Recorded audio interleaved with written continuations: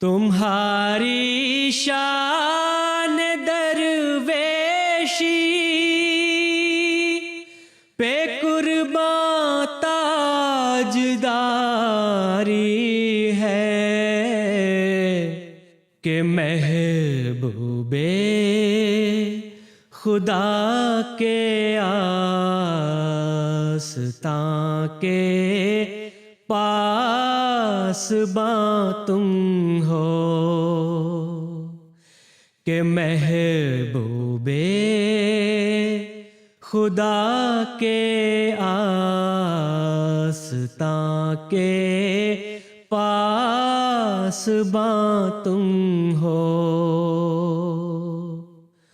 اللہ تعالیٰ نے حضرت مسیح موعود علیہ السلام کو 1894 عیسوی میں ایک الہام داغ ہجرت کے ذریعہ ایک پرخطر انقلاب سے آگاہ فرمایا تھا کہ کسی وقت مسیح موعود کی جماعت کو ایک عظیم ابتلا سے گزرنا پڑے گا۔ اس اندوہناک ابتلا کا ظہور حضرت مرزا بشیر الدین محمود احمد خلیفۃ المسیح الثانی رضی اللہ عنہ کے زمانہ میں ہوا۔ سن 1947 عیسوی تاریخ عالم میں ایک اہمیت کا حامل سال ہے، جس میں ہندوستان میں ایک نئے دور کا آغاز ہوا۔ یہ وہی پر آشوب سال تھا جس میں داغ ہجرت کا الہام ماہ اگست میں پورا ہوا اور جماعت احمدیہ کو قادیان سے ہجرت کرنا پڑی۔ جماعت احمدیہ کے اولو العزم خلیفہ حضرت مصلح موعود رضی اللہ تعالی عنہ نے اپنی روحانی فراست سے مستقبل کے حالات کو بھانپتے ہوئے اس وقت عارضی طور پر 313 نوجوانوں کو مرکز احمدیت قادیان کی حفاظت کی خاطر قادیان میں ٹھہرنے کا ارشاد فرمایا۔ اسلام کی ناموس کی حفاظت کی خاطر جس طرح دور اول میں 313 صحابہ رضوان اللہ علیہم اجمعین نے اپنی جانیں بازی میں لگا دی تھیں، اسی طرح 313 نوجوانوں نے جماعت کے مقامات مقدسہ کی حفاظت کی خاطر اپنی زندگیوں کی قربانیاں پیش کیں۔ 16 نومبر 1947 عیسوی کو جو نوجوان خدمت گزار قادیان میں ٹھہرے رہے، انہیں حضرت خلیفۃ المسیح الثانی رضی اللہ عنہ نے درویشان قادیان کا خطاب دیا۔ تحریک گئی حضرت صاحب دی پنڈ پہنچی چٹھی کہ وفات مرکز واسطے آؤ۔ جب میرے والد صاحب کہنے لگے بھائی حضرت صاحب دی آ چٹھی ہے کہ اے صاحب نے فرمایا ہے تیرا کی ارادہ ہے جے تو نہ جاویں تو پھر میں دوجے نوں کہنا ہوں ٹھیک ہے سب کا ارشاد آیا تو میں چلاں گا۔ تقسیم ہند کے ان المناک حالات میں قادیان میں 313 نوجوانوں کا اپنے آقا کے حکم پر لبیک کہتے ہوئے ٹھہرنا کسی معجزہ سے کم نہ تھا، جبکہ حالات نہایت مخدوش، مقدور اور خطرناک تھے۔ گویا کہ یہ نوجوان موت کے حلقہ میں محصور ہو کر رہ گئے تھے، اور حضرت خلیفۃ المسیح الثانی رضی اللہ تعالی عنہ نے اپنے ایک فرزند حضرت صاحبزادہ مرزا وسیم احمد صاحب رحمہ اللہ تعالی کو بھی قادیان میں رہنے کا ارشاد فرمایا۔ اور چونکہ حضرت صاحب کو یہ بھی پتہ لگ گیا تھا کہ اب ہمیں چھوڑنا پڑے گا، اس لیے حضرت صاحب نے یہ اعلان فرمایا تھا خاندان میں اور جماعتی میں، یہ نہیں کہ پبلک میں کوئی اعلان ہو، مجھے یاد نہیں، لیکن اتنا اچھی طرح پتہ ہے کہ میرے بچوں میں سے ایک بچہ اور باقی حضرت خلیفۃ المسیح حضرت مسیح السلام کے بیٹوں اور بیٹیوں کی نرینہ اولاد میں سے اور حضرت خلیفۃ المسیح اول کی اولاد میں سے ایک بچہ قادیان میں ہمیشہ رہے گا۔ یہ وہ لوگ تھے جنہوں نے حقیقی معنوں میں دین کو دنیا پر مقدم کیا، گویا غسال کے ہاتھوں میں جیتے جی اپنی جانیں سونپ دی۔ درویشی پھولوں کی سیج نہ تھی، نان و نفقہ کے ذرائع محدود، جو کھانے پینے کی اشیاء تھیں اسی میں گزر بسر کرنا، تنگی، ترشی اور قید و بند کے حالات میں ہر طرح کے خطرات کو برداشت کرتے ہوئے ایک دوسرے کا سہارا بن کر زندگی گزارنی پڑتی تھی۔ قادیان میں رہنے کا ان کا ایک ہی مقصد تھا، وہ ہے مقامات مقدسہ کی حفاظت۔ باہمت نوجوانوں کو ان حالات نے بھی متزلزل نہ کیا، بلکہ یہ نوجوان بڑی جواں مردی سے وقت کے مصائب اور مشکلات کو برداشت کرتے ہوئے، ہر قسم کی قربانیاں دیتے ہوئے خلیفۃ المسیح کے ہر ارشاد پر مرحبا صد مرحبا کے نعرے لگاتے تھے۔ زہے قسمت کہ دنیا میں فدائے قادیاں تم ہو، مسیحائے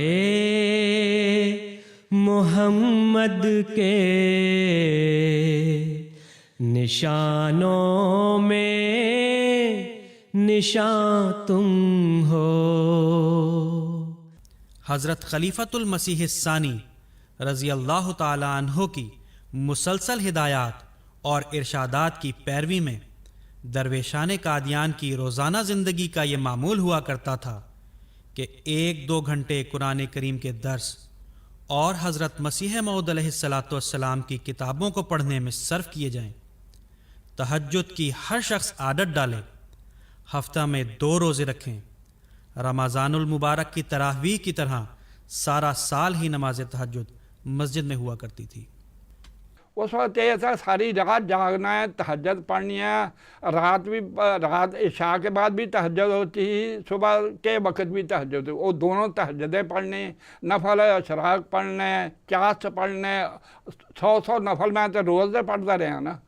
تو حضور بولوں یہ آیا تھا 2 مہینے کا ظاہر روزے رکھو، 1 مہینے سے روزے فرضی، 2 مہینے سے ظاہر رکھو۔ میں تو قریش فضل حق نے مسجد مبارک سے بیٹھ کے روزے رکھے، روٹیاں کٹ کٹ کے لنگر دی سکیاں لے کے وہ پھک پھوک کے روزے لے کے رکھنا۔ تو جو حال ہمارا اس وقت ہوندا سی، اللہ تعالیٰ بہتر جانتا، روزے رکھنے ہوندے سی تھا۔ حضور دا ارشاد سی کہ روزے رکھو، ضرور بہت ضروری کام ہے۔ نماز تہجد میں اٹھانے کے لیے آخر شب ایک بزرگ درویش میاں مولا بخش صاحب مرحوم ضعیفی کے باوجود حلقے کی گلیوں میں بلند اور نہایت سریلی آواز میں پاکیزہ اشعار پڑھ کر منادی کیا کرتے تھے۔ نماز فجر کے بعد اجتماعی طور پر تمام درویشان کی مزار مبارک سیدنا حضرت مسیح موعود علیہ السلام پر حاضری ہوا کرتی تھی۔ منتظمین کی طرف سے روزانہ بدل بدل کر درویشان کی مقامات مقدسہ کی حفاظت کی ڈیوٹیاں لگا کرتی تھیں۔ ان ڈیوٹیوں کے ساتھ ساتھ درویشان نے اپنے فرائض میں اس بات کو بھی شامل رکھا کہ جو بھی وسائل تھے ان وسائل کے اندر رہتے ہوئے انہوں نے ان مقامات کی مرمت کا بھی انتظام کیا۔ چنانچہ بہشتی مقبرہ جو اس وقت خالی تھا چاروں طرف سے، اس کی حفاظت کے لیے درویشان نے وقار عمل کر کے مسلسل کئی مہینے وقار عمل کیا اور ایک کچی مٹی کی دیوار قائم کی تاکہ اس کی حفاظت ہو جائے۔ آرڈر ہوا کہ صاحب درویش جو ہیں یہ بہشتی مقبرہ پہنچے ہیں، وہاں چلے گئے۔ تو اس وقت بہشتی مقبرے کے اندر بھی کافی درخت تھے، باہر و پرانا باغ تھا، بڑے بڑے درخت تھے، اور بہشتی مقبرے کے اندر بھی آموں کے دوسرے تیسرے درخت سارا بھرا ہوا تھا قریباً۔ میں نے بانس لے کے تو ان کے اوپر پھٹیاں لگا کے بینکیاں بنائیں۔ ایک آدمی آگے پیچھے اس میں وہ گارا رکھ کے وہ اٹھا کے لا کے تو اس میں پھینک رہا، 5 فٹ چوڑی بنیاد اس کی، اور اوپر سروپ کرتے کرتے اوپر جا کے 3 فٹ، وہ قریباً 7 فٹ اونچائی۔ اتنی مٹی جو ہے، کو مٹی جو ڈلتی تھی رمبوں کے ساتھ اس کو کاٹ کاٹ کے پھر اوپر پھینک رہا، مطلب اس کو دریشی کرتے تھے۔ تو اس طرح کر کے وہ دیوار بنائی ہے۔ حضرت خلیفۃ المسیح الثانی رضی اللہ تعالی عنہ نے اپنے مکتوب 11 مئی 1948 عیسوی میں اس خواہش کا اظہار فرمایا، اگر سلسلہ کی ضروریات مجبور نہ کرتی تو میں بھی آپ لوگوں کے ساتھ ہوتا، لیکن زخمی دل اور افسردہ افکار کے ساتھ آپ سے دور اور قادیان سے باہر بیٹھا ہوں۔ نامعلوم وہ دن کب آتا ہے کہ میں بھی اس مقام پر پہنچ سکوں جو خدا کے رسول کی تخت گاہ ہے اور احمدیوں کا دائمی مرکز ہے۔ آپ لوگ وہ ہیں جو ہزاروں سال تک احمدی تاریخ میں خوشی اور فخر کے ساتھ یاد رکھے جائیں گے، اور آپ کی اولادیں عزت کی نگاہ سے دیکھی جائیں گی۔ وہ خدا کی برکات کی وارث ہوں گی کیونکہ خدا تعالیٰ کا فضل بلا وجہ کسی کو نہیں چنتا۔ ਤੇ ਅੱਲਾਹ ਤਾਲਾ ਜਾਣਦਾ ਪਏ ਸਾਡੀ ਇਹ ਕੁਰਬਾਨੀ ਜਿਹੜੀ ਉਹ ਕਿੰਨੀ ਕੁ ਹੈ। ਅਸੀਂ ਤੇ ਸਹੀ ਗੱਲ ਹੈ ਕਿ ਸਾਨੂੰ ਖੁਦਾ ਤਾਲਾ ਨੇ ਰੱਖਿਆ ਤੇ ਹਜ਼ਰਤ ਮਸੀਹ ਮੌਦ ਇਸਲਾਮ ਦੇ ਬਰਕਤ ਨਾਲ ਰੱਖਿਆ, ਵਰਨਾ ਸਾਡੇ 'ਚ ਕੋਈ ਤਾਕਤ ਨਹੀਂ ਸੀ, ਅਸੀਂ ਕੋਈ ਚੀਜ਼ ਹੀ ਨਹੀਂ ਸਾਂ۔ درویشان قادیان کی زندگی کا لمحہ لمحہ خدا تعالیٰ کی تائید و نصرت اور افضال الہیہ کے نزول کا مشاہدہ کرنے والا تھا۔ اللہ تعالیٰ کے ساتھ ان کا پختہ اور زندہ تعلق تھا، جس کے معجزانہ نشانات وہ لمحہ بلمحہ اپنے ساتھ محسوس کرتے تھے۔ اب یہاں مسجد میں میں نے روزے بھی رکھے ہیں 3 مہینے کے، اور 100 نفل بھی روز کا پڑھتا ہے۔ ان دنوں میں خوابیں بھی بہت آتی تھیں، صبح ایسی خوابیں آ جاتی جو صبح پوری ہو جاتی تھیں۔ یہ میرے ساتھ ایسے واقعات ہوتے رہتے، میں ایسا چلا کشی کرتا رہتا تھا۔ پھر میری دعائیں بھی قبول ہوتی تھیں۔ اللہ تعالیٰ وہ کی طرف سے آواز آتی تھی کہ دیکھو جو تم تہجد کے لیے اٹھتے ہو نا، یہ تمہاری اس میں کوئی خوبی نہیں ہے تہجد، تم تہجد کے لیے اٹھتے ہو، یہ تہجد کے لیے تو ہم آپ کو اٹھاتے ہیں۔ ایک درویش کی زندگی قربانی کی مجسم پیکر ہے۔ قادیان کے حالات اطمینان بخش ہونے کے بعد بھی ان کی زندگی سادہ اور درویشانہ تھی۔ دیکھو جی، درویشی میں تو ہمارے پاس نہ کپڑے تھے، نہ جوتے تھے، نہ کچھ تھا، تو بس وہی ایک آدھی چادر کوئی ملتی سی کسی طرح سے، تو اس کی مجھے یاد ہے کہ وہ چادر لے کر اسی کی میں نے اس میں سے ایک تنگ سی قمیض بنائی، ایک چادر بنائی، تو اس طرح سے میں نے اس ہم لوگ گزارا کرتے تھے۔ بازار میں ہم جا نہیں سکتے تھے، بازار میں پھر بعد میں آہستہ آہستہ ہم نے جانا شروع کیا۔ تو ہماری حالت یہ تھی کہ جب ہم نے بازار جانا، کبھی کسی کی جوتی پہن لی، کبھی ٹوپی پہن لی، ایک دوسرے دوست کی ذرا بازار سے ہوئے، تو ایسی صورت تھی۔ قادیان کی محبت ان کے دلوں میں اس قدر راسخ ہو گئی تھی کہ اس بستی سے جدائی ان کو کبھی منظور نہ تھی۔ درویشان قادیان نے اپنے ماں باپ، بھائی بہنوں، عزیز و اقارب اور بعض نے ہمیشہ ہمیش کے لیے اپنے بیوی بچوں کی جدائی قبول کی۔ دنیا و ما فیہا کو خیر آباد کہہ کر بہت دکھ درد، پریشانیوں اور مصائب کا سامنا کیا اور درویشی کو سینے سے لگائے رکھا۔ میری بیوی نے الگ ہونے کی درخواست دے دی۔ وہ مرکز میں پہنچی ربا نے قادیان بھیج دی۔ مجھ سے پوچھا گیا کہ یہ صورت حال ہے، جانا ہے؟ میں کیا اگر وہ آ جائیں تو بہتر ہے، ورنہ میں جانے کو تیار نہیں۔ لوگوں کی لاشیں، لوگ ہزاروں لاکھوں روپیہ خرچ کر کے قادیان میں لاشیں لاتے ہیں، کہ میں اپنی اس وقت لاش باہر لے جاؤں، یہ میں برداشت نہیں کر سکتا۔ وہ جو اس کی مرضی یہ کرے، آنا ہے تو آ جائیں، یہ الگ ہونا تو الگ ہو جائے، میں قادیان نہیں چھوڑوں گا۔ اللہ تعالیٰ نے مجھے اس علیحدگی سے بھی بچایا، ایسے حالات پیدا کیے۔ اس نے کہا کہ اب میں راضی ہوں، میں جیسی ہوں، میں الگ نہیں ہوتی، آپ رہیں، میں خوش ہوں، کیونکہ آپ نے میرے درخواست کو رد نہیں کیا۔ اب زمانہ درویشی پر ایک لمبا عرصہ گزر چکا ہے۔ ان میں سے اکثر منہم من قضا نحبہ و منہم من ینتظر کا کامل نمونہ پیش کر کے اس جہان فانی سے کوچ کر گئے ہیں، اور اسی مرکز احمدیت قادیان کی مٹی ان کی آخری آرام گاہ بنی ہے، جسے بہشتی مقبرہ کہتے ہیں۔ 1991 کا وہ مبارک دن آیا جب حضرت خلیفۃ المسیح رابع قادیان کی اس مقدس بستی میں آئے۔ حضور کا قادیان میں آنا، درویشان کا ملاقات کرنا اور حضور کے پاس گلے مل کر اپنے جذبات کو بیان کرنا، یہ ایسا واقعہ ہے کہ جس کی منظر کشی آسان نہیں ہے۔ 40 سال سے زائد کا عرصہ جو ضبط کے باندھ تھے وہ ٹوٹ گئے اور آنسوؤں کی شکل میں بہنے لگے۔ حضور کی طرف سے تسلی اور تشفی بھی دی جا رہی تھی۔ حضور ان کی انتہائی دلجوئی کر رہے تھے، ان کے گھروں میں جا رہے تھے۔ حضور کی محبت تھی جس نے ان کے زخم پہ مداوے کا کام کیا، اور جو ہجر کی گھڑیاں تھیں وہ دور ہوئی۔ اپنے دیس میں اپنی بستی میں ایک اپنا بھی تو گھر تھا۔ درویشان قادیان کے ساتھ خلفائے احمدیت کی دلی محبت رہی ہے۔ حضرت خلیفۃ المسیح رابع رحمہ اللہ تعالی نے دورہ ہند کے دوران موجود درویشان کرام سے انتہائی محبت کے ساتھ ملاقات کی۔ سادہ اور غریب تھی جنتا، لیکن نیک نصیب تھی جنتا، فیض رسان عجیب تھی جنتا، ہر بندہ بندہ پرور تھا، اپنے دیس میں اپنی بستی میں ایک اپنا بھی تو گھر تھا۔ 10 جنوری 1992 عیسوی کو مسجد اقصی قادیان میں بیان فرمایا، اور جو بھائی ہمارے قربانی دینے والے ایک لمبے عرصے سے ان مقدس مقامات کی حفاظت کر رہے ہیں، ہم ان کے دل کی گہرائیوں سے ممنون ہیں اور ان کو یقین دلاتے ہیں کہ دنیا میں جہاں کہیں بھی احمدی بستا ہے وہ آپ کی قدر کرتا ہے، آپ کو عزت اور محبت کی نگاہ سے دیکھتا ہے۔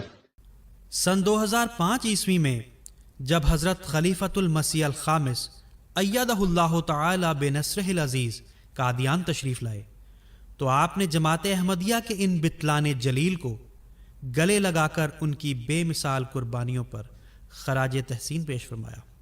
کی شکر ہزاراں کرنے آ، لکھ حمد ثناواں کرنے آ، ہاتھ جوڑ سلاماں کرنے آ، اج خوشیاں دی برسات ہوئی، دن عید تے شب شب رات ہوئی، دن عید تے شب شب رات ہوئی۔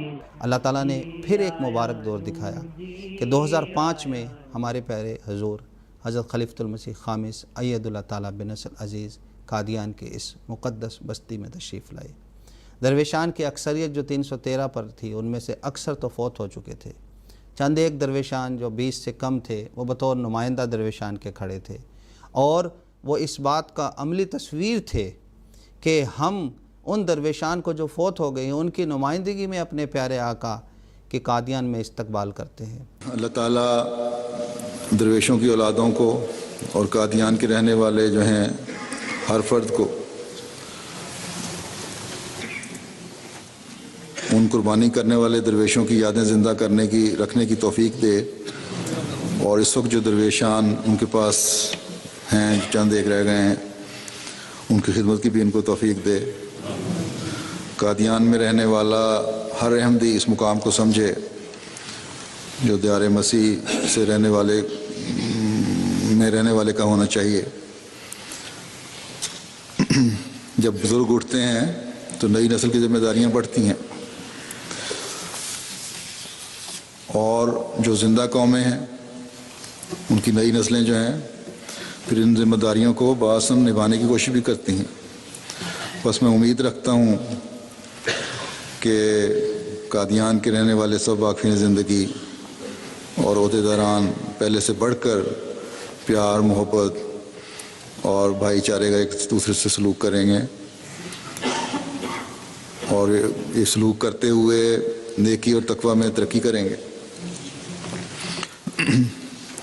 قادیان کا رہنے والا ہر احمدی حضرت مسیح موعود علیہ الصلوۃ والسلام کی روحانی اولاد ہونے کے ناطے اس کا حق ادا کرے گا۔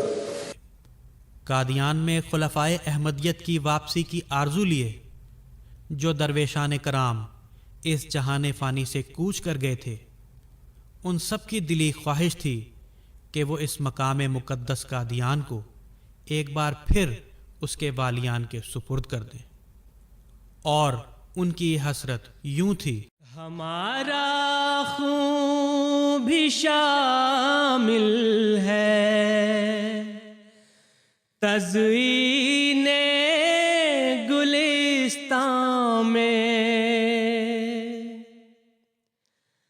ہمیں بھی یاد کر لینا، چمن میں جب بہار آئے ہمیں بھی یاد کر لینا، چمن میں جب بہار آئے